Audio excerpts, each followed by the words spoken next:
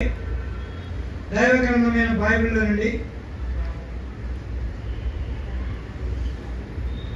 గత ఆదివారం క్రిస్మస్ గురించి మాట్లాడుకున్నాం. లేదు, ఇంకా ఫస్ట్ ఆదివారం ప్రభు యొక్క జన్మ గురించి ధ్యానించాం. ఈయన కూడా ప్రభును ఆరాధించడం కొరకై యేసుక్రీస్తు యొక్క జన్మలో నుండి ప్రభు యొక్క చిత్తాన్ని మనము జ్ఞాపకం చేయబడతాం.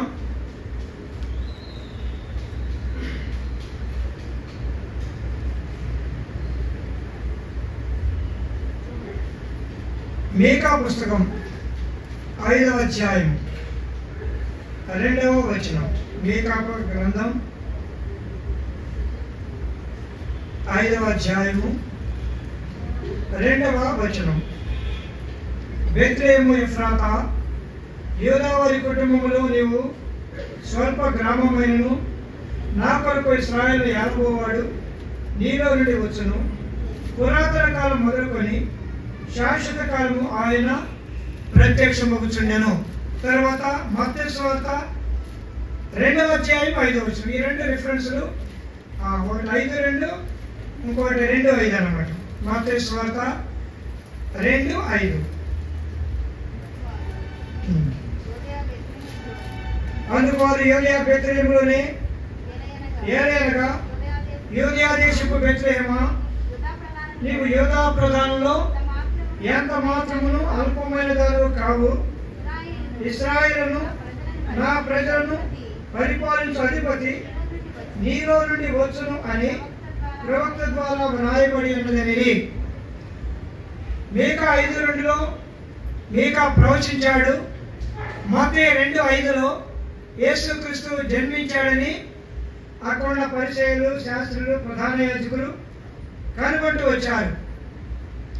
అంటే యేసు ప్రభు యొక్క జన్మకు ప్రధానమైనది, మూలమైనది బెత్లెహేము.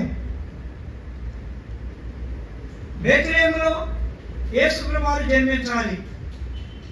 యూదయ దేశపు బెత్లెహేములో యేసు ప్రభు వారు జన్మించాలి. ఇది కాన్సెప్ట్. ఇది ఖచ్చితంగా దేవుని యొక్క నిర్ణయం, ఉద్దేశం. దీని కొరకు, ఆయన జన్మించడం కొరకు ప్రతి విధమైన పరిస్థితులను ఆయన కల్పిస్తూ వచ్చాడు. లోకమంతటికి ఏలబోవాడు జన్మించే స్థలం బెత్లెహేముగా ఉండాలి అంటే ఆ స్థలం కొరకే కొన్ని పరిస్థితులను ఏర్పాటు చేశాడు. మనం ఎరుగుదాం, ఇశ్రాయేలు ప్రజలు కనాను దేశానికి వెళ్ళడానికి వారికి మరి ఎన్నెన్నో పరిస్థితులు కల్పిస్తూ వచ్చాడు. ఎర్ర సముద్ర మార్గం, యాతాము మార్గం, ఏలీము మార్గం, షూరు అరణ్య మార్గం, సీను అరణ్య మార్గం, సీనై పర్వత మార్గం, ఇట్లు రకరకాల మార్గాల నుండి తీసుకువెళ్ళి వారిని కనాను దేశానికి తీసుకెళ్ళాడు.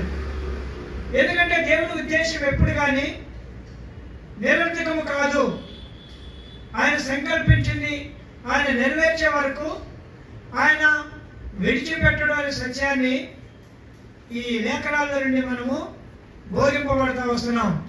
కనుక ఇక్కడ బెత్లెహేములో ఆయన జన్మించాలి. ఆ కారణం చేత ఇప్పుడు లూకా సువార్త 2వ అధ్యాయంలోకి మనం వస్తాం. ప్రభుని ఆరాధించడానికి మూలమైనటువంటి అనుభవం.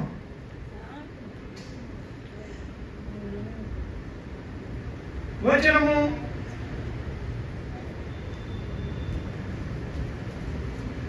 11వ వచనం.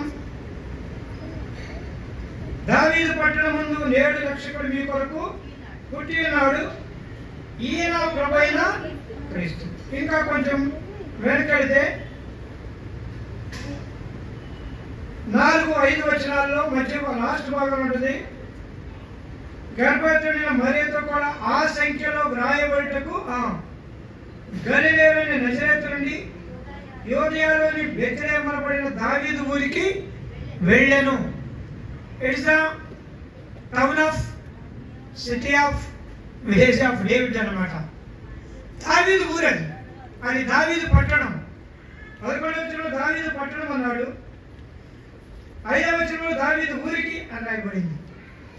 యాక్చువల్గా ఇక్కడ దావీదు కంటే ముందు ఓబేదు ఉన్నాడు, తన ముత్తాత. తన తాత యెషయా ఉన్నాడు, తన తాత ఓబేదు ఉన్నాడు, తన తండ్రి యెషయా ఉన్నాడు, తాను కుమారుడిగా ఉన్నాడు దావీదు. అంటే ఇప్పుడు యేసేపు ముత్తాత ఊరికి వెళ్తున్నాడు అన్నమాట. ఓబేదు అంటే బెత్లెహేము, రూతు నయోమిలో వచ్చినటువంటి ఊరు బెత్లెహేము, అనగా రొట్టెల ఇల్లు. ఆ రొట్టెలు ఉన్న చోట సంతోషం ఉంటుంది, ఆరాధన ఉంటుంది. కాబట్టి ఆరాధించే ఇంటిలో జన్మించడం దేవుని యొక్క సంకల్పం. ఎక్కడైతే పితరులు ఆరాధించారో ఆ బెత్లెహేములోనే తాను జన్మించాలని దేవుడు సంకల్పించాడు. ఆ కారణం చేత కొన్ని తరాలను ముందుకు నడిపిస్తూ వచ్చాడు. యెషయా, ఓబేదు, యెషయా, దావీదు, దావీదు కుమారుడైన అని మధ్యలో ఇంకా చాలా మంది ఉన్నారు. యేసేపు కుమారుడైనటువంటి యేసు ప్రభువుగా. కాబట్టి ఇదంతా కూడా ఏంటంటే దేవుని యొక్క సంకల్పం నెరవేర్చబడడానికి బెత్లెహేమును చూస్ చేశారు. సరే, ఇప్పుడు ఆ నెరవేర్పు కొరకు దేవుడు సంకల్పించినటువంటి ఏర్పాట్లు ఎట్లా ఉన్నాయి అంటే చూడండి. మొట్టమొదట 2వ అధ్యాయం లూకాసు వార్త 2వ వచనం. ఇది కురియనియు సిరియా దేశములకు అధిపతి అన్నప్పుడు జరిగిన మొదటి ప్రజా సంఖ్య. కాబట్టి ఈ ప్రవచనం నెరవేర్చబడ్డానికి, ఈ దావీదు ఊరికి వెళ్ళడానికి, ఈ బెత్లెహేముకు రావటానికి దేవుడు ఓ పెద్ద ప్రణాళికను కలిగి ఉన్నాడు. అదేంటంటే సెన్సస్ కౌంటింగ్ అనమాట. జనసంఖ్య రాయబడాల. జనసంఖ్య రాసేటప్పుడు ఖచ్చితంగా వాడి ఊరికి వెళ్తారు. ఇప్పుడు ఎక్కడ స్థిరపడాలనుకుంటారో అక్కడ రాపించుకుంటారు. ఇప్పుడు మేము దరిదాపుగా కదిలి వచ్చి 7 సంవత్సరాలు, కదిలి నుండి వచ్చేసి 7 సంవత్సరాలు అయింది. మా ఓట్లు అక్కడే ఉండి, మా ఆధార్ కార్డులు అక్కడే ఉండి అన్నీ అక్కడ. కారణం ఏంటంటే ఒకవేళ నేను వెళ్ళకపోయినా దేవుడు ఇక్కడ కూడా ఇవ్వగలడు, ఇక్కడ కూడా రాయించుకోవచ్చు, పెద్ద కష్టమే కాదు. కానీ ఏంటంటే ఇది ఆ పట్టణానికి చెందినవాడు, ఆ గ్రామానికి చెందినవాడు అని చిరకాలం మిగిలి ఉండాలి అనేది దేవుని యొక్క సంకల్పం. సో ఆ సంకల్పాన్ని నెరవేర్చడం కొరకై వారికి దేవుడు చూస్ చేస్తుంది, ఎలక్ట్ చేస్తుంది, సెలెక్ట్ చేస్తుంది. ఏంటంటే సెన్సస్ కౌంటింగ్ అన్నమాట, ప్రజాసంఖ్య రాయటం. కాబట్టి యేసుప్రభువారు పుట్టినప్పుడే జనసంఖ్య రాయబడాలి. యేసుప్రభువారు పుట్టినప్పుడే క్యాలెండర్ కూడా రిలీజ్ అవ్వాలి, కొత్త క్యాలెండర్ రావాలి. అంతవరకు యూదుల క్యాలెండర్ ఉంది. వాస్తవంగా చెప్పాలంటే యేసుప్రభువారికి పుట్టడానికి మలాకి మధ్యన కొంత సైలెంట్ పీరియడ్ వచ్చిందన్నమాట. కొంతకాలము ఏ ప్రవక్త ప్రవచించలేదు, ఏ విధమైన ప్రవచనాలు లేవు, అంతా కూడా సైలెంట్ పీరియడ్ అనమాట. ఆ తర్వాత ప్రభు యేసుక్రీస్తు వారు వచ్చిన తర్వాత క్యాలెండర్ వచ్చింది. యూదుల క్యాలెండర్ తీసివేయబడి హెబ్రీ క్యాలెండర్ వచ్చింది, అనగా హిందూ క్రిస్టియన్ క్యాలెండర్, లేకపోతే యూనివర్సల్ క్యాలెండర్ వచ్చింది అన్నట్టు మనం ఎరగవలసిన. దాంట్లో నుండి తెలుగు క్యాలెండర్ తర్వాత వచ్చింది. తెలుగు క్యాలెండర్ ఇప్పుడు తెలుగు క్యాలెండర్ కూడా పెద్దవారు వాడుతున్నాం, ఇంగ్లీష్ క్యాలెండర్ వాడుతున్నాం. తెలుగు క్యాలెండర్ అయితే బేస్తవారం ఏ ఉంటాయన్నమాట, అవన్నీ ఇప్పుడు లేవు. సో కాబట్టి ఎందుకు చెప్తున్నామంటే ప్రభు యొక్క సంకల్పం వారి బెత్లెహేముకు రావాలి. జనసంఖ్య పేరు లేకపోతే వాళ్ళు అక్కడికి రాదు, అక్కడే ఉంటారు, గలిలయలో ఉంటారు, యూదేయులు రారు.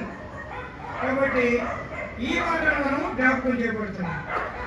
గలిలయకు రారు, అక్కడే ఉంటారు, యూదేయులకు రావాలి. ఇది మొదటి సంగతి. రెండవ సంగతి, యేసుప్రభువు వారు పుట్టాలంటే ఆయన చేయవలసిన సంగతి ఏంటంటే ఆయన పట్ల దేవుడు కలిగి ఉన్న ఉద్దేశాన్ని నెరవేర్చబడాలి. రెండవది 2 లూకాసు వార్త 1వ అధ్యాయము 31 నుండి 33 వచనాల వరకు. ఇదిగో నీవు గర్భము ధరించి కుమారుని కని యేసు అని పేరు పెట్టెదవు,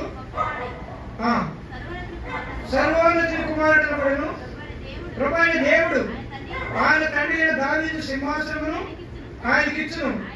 ఆయన యాకోబు వంశస్థులను యుగ యుగములు ఏలును. ఆయన రాజ్యము అంతము లేనిదే యుండును అని. కాబట్టి ఇది మత్తయి సువార్త 1:21 ప్రకారము కన్యక గర్భవతి కుమారుని కని ఆయనకు ఇమ్మానుయేలు అని పేరు పెట్టబడింది. ఇక్కడైతే లూకా సువార్త 1 యేసు అని పేరు పెట్టుదువు. ఈ పేరు అనగా యేసు, ప్రభువు, క్రీస్తు అనేది యూదులకి ఒక గొప్ప ఆధిక్యత కలిగిన పేరు. కింగ్ అనే దానికంటే కూడా లార్డ్ అనేది గొప్ప పేరు.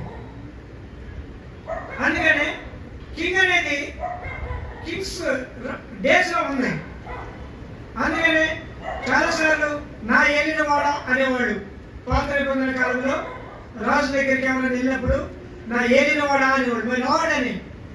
ఆ యాక్చువల్గా అప్పటికే రాజు సొలొమోను కానీ ఎవరైనా కానీ, ఏ రాజు అయినా కానీ రాజు దగ్గరికి వెళ్ళగానే రాజా అనేవాడు కాదు, ఏలినవాడ అనేవాడు. అండ్ మై లార్డ్, ఆ పేరు గొప్పది. కాబట్టి ఇది ప్రభు యేసు క్రీస్తులో యేసు క్రీస్తు ఇమ్మానుయేలు అనే పేరులో ఉంది. తర్వాత ఇక్కడ ఏంటంటే ఆయన యుగయుగములు రాజ్యమేనేవాడు. యాకోబు వంశము, దావీదు సింహాసనము, అంతము లేని రాజ్యమైనది. దాని కొరకు కొన్ని సంవత్సరాలుగా ఎదురు చూస్తూ వచ్చారు. దావీదు అంటున్నాడు, నీ గర్భమున పుట్టిన కుమారుడు ఒకడు వండక మానడు నీ సింహాసనం మీద అంటాడు. అది దావీదు అనుకుంటే సాల్మన్ గురించో లేదా తర్వాత అనుకున్నాడు. కాదు, ప్రభు యేసు క్రీస్తు గురించి ప్రవచనం.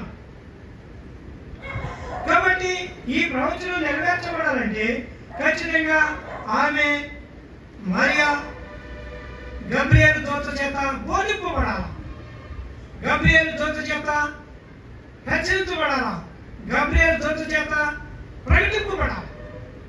గబ్రియేలు దూత జకర్యా దగ్గరికి వచ్చాడు అంతకుముందు 1వ అధ్యాయంలోనే. ఆ తర్వాత మరియా దగ్గరికి వచ్చినాడు. అంటే సంగతి ఏంటంటే గబ్రియేలు దూత వచ్చాడంటే సైన్యం అంతా వచ్చి తీరుతుంది. సీక్రెట్ ఇది. ఆయన లీడర్, ఆయన లీడింగ్లోనే అంతా ఉంటుంది. మహాసైన్యం 2వ అధ్యాయం మనం చూస్తాం కదా, చూడండి. ఎన్నో వచ్చినది 14 వచ్చిన లేదా 13, 14 వచ్చిన. వెంటనే పరలోక సైన్యము ఆ దూతతో కూడా ఉండి సర్వోన్నతమైన స్థలంలో దేవునికి మహిమయు ఆయనకి ఇష్టమైన మనుషులకు భూమిని సమాధానం కలుగును కాకని దేవుని స్తోత్రము చేయుచుండు. ఆ దూతతో కూడా ఉండి, ఈ దూత గబ్రియేలు దూత. గబ్రియేలు దూత వచ్చాడంటే అంతా వస్తారు. సీఎం గారు వచ్చారంటే మినిస్టర్స్, సంబంధించిన ఆఫీసర్స్, అన్ని డిపార్ట్మెంట్లో ఎలర్ట్ అవుతారు. ఎందుకంటే ఆయన వస్తున్నాడు. సో గబ్రియేలు దూత రావాలంటే అంత తొందరగా రాడు. మిఖాయేలు దూత రావాలన్నా తొందరగా రాడు. గబ్రియేలు దూత రావాలన్నా తొందరగా రాడు. వాళ్ళు రావాలి అంటే ఖచ్చితంగా సైన్య సమూహం ఉంటుంది. దాన్ని బట్టి ఇప్పుడు లోకంలో కూడా జరిగేది. మినిస్టర్ కానీ అనేక మంది వస్తున్నారంటే ఒక కారు వెనకాల ముందు ఒక 10 కార్లు, వెనకాల ఒక 10 కార్లు, ఇవన్నీ ఏంటి? సైన్య సమూహం. ఇది బిబ్లికల్ లా. కాబట్టి బెత్లెహేము కొరకు, బెత్లెహేములో యేసు ప్రభువు పుట్టడానికి గబ్రియేలు దూత రావాలి. గబ్రియేలు దూత రావాలి. గబ్రియేలు దూత చేత బోధింపబడ్డారంటే ఎవరు కాదంట కూడా వీలు లేదు. ఆమె గబ్రియేలు దూత చెప్పిన మాటకు మరియా, ప్రభు దాసురాలను, నీ మాట చొప్పున నాకు అవునుగా కాదు కానీ ఏం మాట్లాడలా. ఎందుకంటే సహజంగా మానవ శరీరంగా అడిగింది, నేను పురుషుని ఎరగని దాన్ని ఎలాగనా, ఇది ఎలాగా కలుగుతుంది. అంతగాని ఇది యాకోబు వంశస్థులకి, దావీదు వంశస్థులకి, అంతం లేని రాజ్యానికి ఆధారమైనటువంటి జన్మ. అది బెత్లెహేములో జన్మించాలి. అక్కడికి మీరు వెళ్ళాల్సిందే. ఇది రెండవది. తరువాత గొర్రెల కాపరి. 2వ అధ్యాయము 8వ వచనం.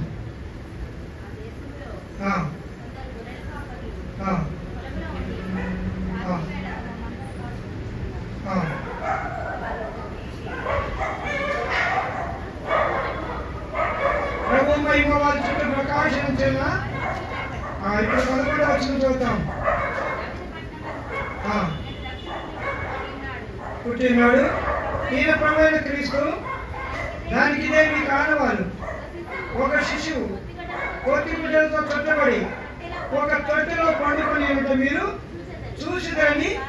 కాబట్టి గొర్రెల కాపరికి ఏం కావాలంటే తొట్టెలు,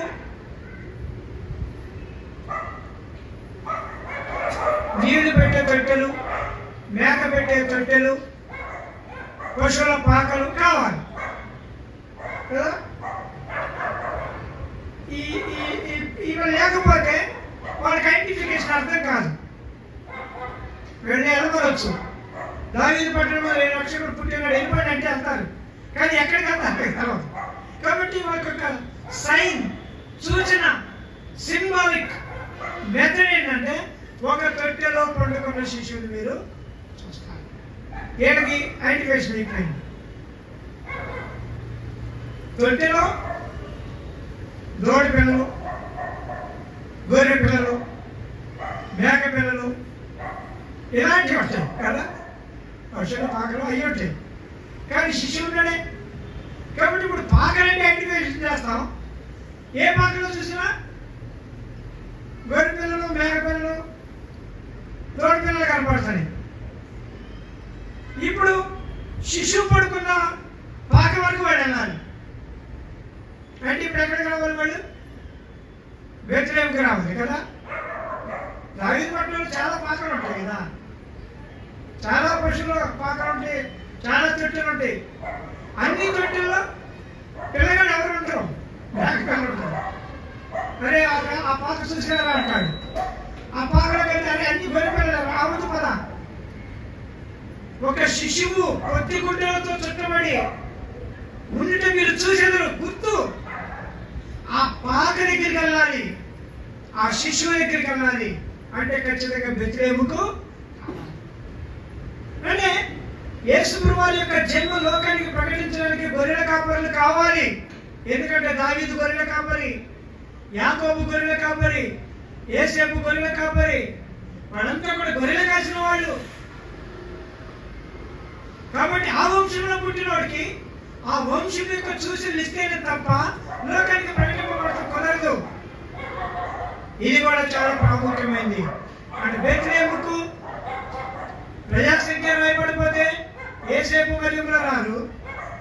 గబ్రియయేలు దూత చేత బోధింపబడకపోతే మరియమ్మ అసలు ముందుకే కదలదు.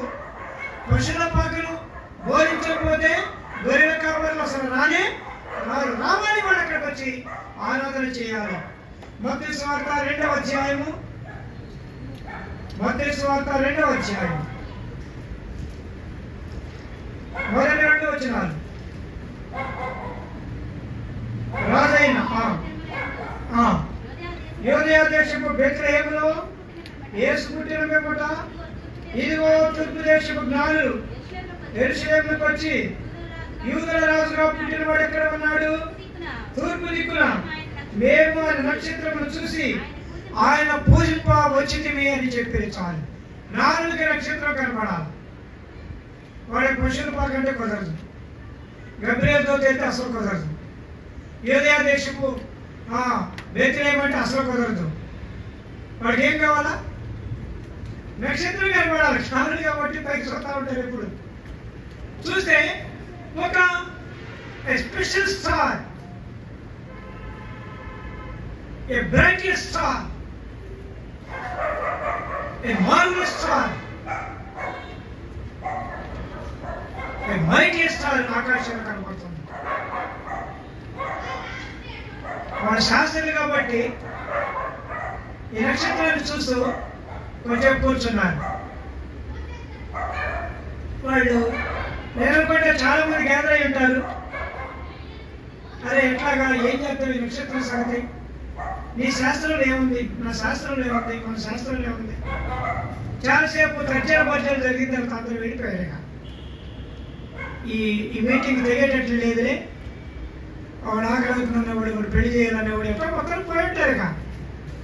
ముగ్గురు మాత్రం నిలబడ్డారు. ఇది ఒక ప్రత్యేకమైన నక్షత్రం. దీన్ని మనం ఖచ్చితంగా వెంబడిస్తే తప్ప, దీన్ని అనుసరిస్తే తప్ప, ఆ నక్షత్రం వెళ్ళే స్థలానికి మనం వెళితే తప్ప, అంటే గుడ్డి ప్రయాణమే కాదు. ఆకాశ నక్షత్రాలు అంటే మనము మనలో చూసినా ఉంటుంది, బాంబేలో చూసినా ఉంటుంది ఇప్పుడు ఉన్న నక్షత్రాలు. కానీ ఈ నక్షత్రము అట్లాంటిది కాదు. ఓ ప్రత్యేకమైనటువంటి పర్పస్తో పుట్టింది కాబట్టి పర్పస్తోనే అది ఎండ్ అయిపోతుంది. అన్ని నక్షత్రాలతో ఉండేది కాదు, ఎల్లకాలం ఉండేది కాదు. అట్లా అనుకుంటే ఈ నక్షత్రాలు ఎప్పుడో పుట్టి అక్కడే ఉండే, ఒక్కటి కదలదు. సాయంత్రం 9 గంటలు చూస్తే ఎక్కడుందో మరి రేపు సాయంత్రం 9 గంటలకు వచ్చింది అక్కడే ఉంటుంది అది. ఎందుకంటే దాని పర్పస్ వేరు, ఆ నక్షత్రాల యొక్క ఉద్దేశం వేరు, ఈ నక్షత్రం యొక్క ఉద్దేశం వేరు. అందుకని వీళ్ళు చూశారు, ఏమన్నారంటే యూదుల రాజుగా పుడితేనే, యూదుల రాజుగా ఒకడు పుడితేనే ఈ నక్షత్రం పుట్టింది. కాబట్టి సామాన్యమైన ఉద్దేశంతో పుట్టింది కాదు. పదండి ప్రయాణం చేశారు. అక్కడ ఏమన్నారు, వాళ్ళు ఏమన్నారు, యోదయ దేశపు బెత్లెహేములో ఒక పర్టికులర్ అడ్రస్ లో యేసు వారు పుట్టాడు, ఈ నక్షత్రం పుట్టింది. కాబట్టి యెరూషలేముకి వెళ్ళిపోదాం. కాబట్టి ప్రియమైన వాళ్ళారా, ప్రభుని ఆరాధించడానికి వారికి నక్షత్ర శాస్త్రం తెలుసు కాబట్టి నక్షత్రంలోకి తీసుకొస్తేనే తప్ప వాళ్ళు ఆరాధించడానికి రారు. సో అట్లా వచ్చారు గాంధీ. మళ్ళీ చెప్తున్నాను, జనసంఖ్య ప్రజాసంఖ్య రాయబడకపోతే యేసేపు మరియులు బెత్లెహేముకు రారు. గబ్రియేలు దూత ప్రకటించకపోతే ఏ మాత్రము కూడా మరియమ్మ ముందుకు రాదు. పశువుల పాక, తొట్టె, పొత్తిగుడ్డలు చెప్పకపోతే గొర్రెల కాపర్లు రారు. నక్షత్రము కనబడకపోతే నారులు రారు. ఇప్పుడు శాస్త్రం సంగతి చూస్తాను. చూడండి దయచేసి, అదే 2వ అధ్యాయము 5వ వచనం లేక 4-5 వచనాలు. కాబట్టి రాజు ప్రధాన యాజకులను ప్రజలను శాస్త్రం అందరినీ సమకూర్చి క్రీస్తు ఎక్కడ పుట్టానని వారిని అడిగి చదవండి. అందుకు వారు యోదయ బెత్లెహేములోనే, మత్తయి సువార్త 2:5లో యోదయ బెత్లెహేములోనే the specific places entered. మొత్తం గ్రంథాలని తిరగేస్తామన్నారు. వీళ్ళ కూడా చట్టం పట్టింది. 2 years పట్టిన అంత తేలిక ఏం కాదు. ఎందుకంటే వీళ్ళు అన్నారు, సరే మీరు వెళ్ళిపోయాడు, పంపించేశాడు. ఏ రోజు వాడు పంపించాడు, అక్కడే లేడు వాళ్ళు. ఆ ముగ్గురు జ్ఞానం వెళ్ళిపోయారు. వీళ్ళకి తెలుసుకోవడానికి 2 years పట్టింది అనమాట. ఒక్కరోజుతోనే గ్రంథాలన్నీ జరిగితే రాలేళ్ళకి. వాడు కూడా ఒక ముగ్గురే ఆలోచిస్తే రాలా. పెద్ద గుంపు ఎన్ని రోజులు కూర్చొని ఆ నక్షత్రాన్ని గమనిస్తూ ఉంటే వారు అక్కడ రాగలిగారు. అందుకని వాడు వచ్చినప్పుడు యేసుప్రభువు వారి ఇంట్లోకి వచ్చేసాడు, పాకలో లేడు. ఆ తర్వాత వారి ఇంట్లోకి వచ్చేది రాయబడింది 10వ వచనం. కాబట్టి ఇక్కడ మనకి జ్ఞాపకం చేయబడిన సంగతి ఏంటంటే, అందరికీ యోదయ దేశంలో ఉన్న వారందరికీ ఏ రోజు మొదలుకొని పరిసయులు, శాస్త్రులు, సద్దుకాయులు, అందరికీ క్రీస్తు ఎక్కడ పుట్టాడు, క్రీస్తు ఆ శాస్త్రంలోకి వెళ్తే కనుక, ధర్మశాస్త్ర గ్రంథాల్లోకి వెళ్తే తప్ప యేసు ప్రభువు వారు కనపడరా. ఎన్ని గ్రంథాలు వేసి ఉంటారు. మేకా గ్రంథాల దగ్గరికి వచ్చిందంటే వాడికి దొరికింది. ఆదికాండం నుండి తిరగేసుకుంటూ వచ్చారు. మోషే 5 ఖండాలు ఏం రాశాడో చూడండి, యెహోషువ ఏం రాశాడో చూడండి, ఎజ్రా ఏం రాశాడో చూడండి, అందరూ చూడండి. మేకా దగ్గరికి వచ్చింది కనపడింది. గ్రంథంలో రాయబడ్డాడు బెత్లెహేము.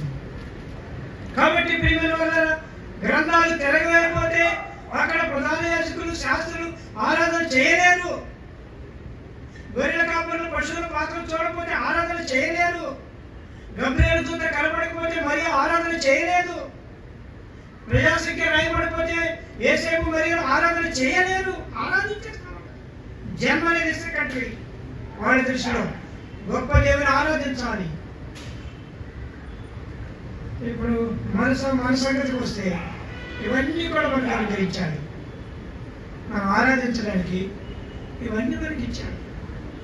అందుకే ఆయన పరలోకంలో దేవదూతలు వచ్చారు, భూమి మీద మనుషులు వచ్చారు. గ్రంథాల్లో, వేదాల్లో, ధర్మశాస్త్ర గ్రంథంలో రాయబడినట్టుగా వచ్చాడు.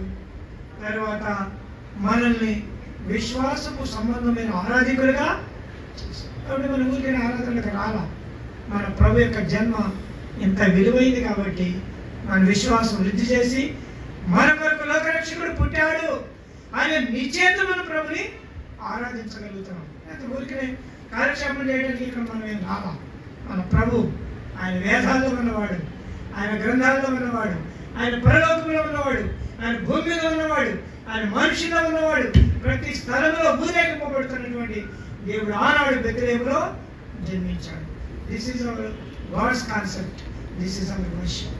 కాబట్టి ఎరుగుదాం, ప్రభు స్తుతిద్దాం. అట్లా పుట్టిన దేవుడు ఇక తర్వాత మన కొరకు ఎలాంటి శ్రమాలు అనుభవించి మనకు రక్షించాడు. మనం అసలు పుట్టడమే రక్షకుడుగా పుట్టాడు. యేసు అనగా ఆ రక్షకుడే అర్థము, క్రీస్తు అనగా అభిషేక్. పుట్టడమే రక్షణ ఉద్దేశం. ఆ రక్షణ కార్యాన్ని ఇంకా 33.5 సంవత్సరాలు లోకంలో జీవించి శిలువ కార్యము ద్వారా, కొరడాల దెబ్బల ద్వారా, మేకుల ద్వారా, ముండ్ల కిరీటము ద్వారా, ఉమ్మి వేయబడడం ద్వారా, అరిచి ప్రాణం ఇచ్చి సమాధి చేయబడి తిరిగి లేచడం ద్వారా జరిగినటువంటి ఆరాధన. కాబట్టి వారు అక్కడ వరకు చూస్తే అంత ఆరాధన చేస్తే ఇక్కడ ఇంత చూసినా ఎంత ఎరిగిన మనము ఎంత ఆరాధన చేయగలం. రండి ప్రభు స్తుతించి ఆరాధిద్దాం. ప్రభు మనకు సహాయపడను కాక.